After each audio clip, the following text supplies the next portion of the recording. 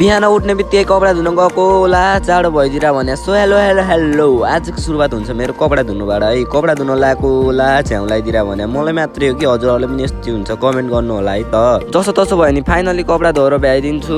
चिया खान आएको खरायो भने त पानी ल्याएर पाएको रहेछ, पानी बोक्नै नसक्दिएर भने कि फेरि चिया खाँदै थिएँ दुईटा खरायो पो भेटिन्छ नि त। खरायो भाइले साइकल सिकाउन आएको, कुकुर त पोछी पो लाग्दिएर भने ल।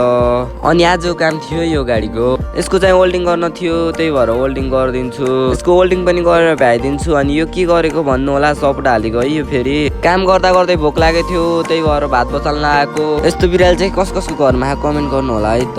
भात पकाएर भ्याउन कहाँ पाएको थिएँ, हँसिया वेल्डिङ गर्न पो आउँछ, हँसियाले पनि वेल्डिङ गरिदिन्छु। त्यसपछि भोक लागेको थियो त्यही भएर भात खान लगाइदिएको। भात खाएर भ्याउन कहाँ पाएको थिएँ, अर्को काम भयो आइदिएर भने अब यो काम त गर्नु परिहाल्यो त्यही भएर वेल्डिङ गर्न सुरु गरिदिन्छु। अनि वेल्डिङ गरेर भ्याइसकेपछि यस्तो देखेको थियो।